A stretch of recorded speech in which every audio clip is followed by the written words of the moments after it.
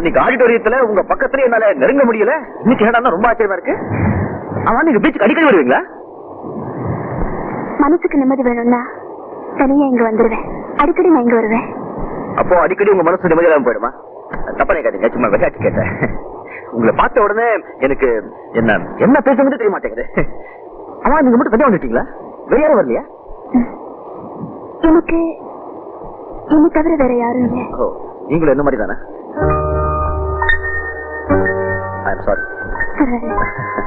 உங்க பாட்டெல்லாம் டேப் பண்ணி வச்சிருக்கேன். அதிகமா பேச நினைக்காதீங்க. உங்க பாட்டு நான் கேட்கும்போது யாராவது முதியில கத்தியால குத்தா கூட எனக்கு பிடிக்காது. ஐயோ, அப்படின்னு உங்க உயிருக்கு ஆபத்துன்னு சொல்லுங்க. சே, ஆனா நீங்க எப்படி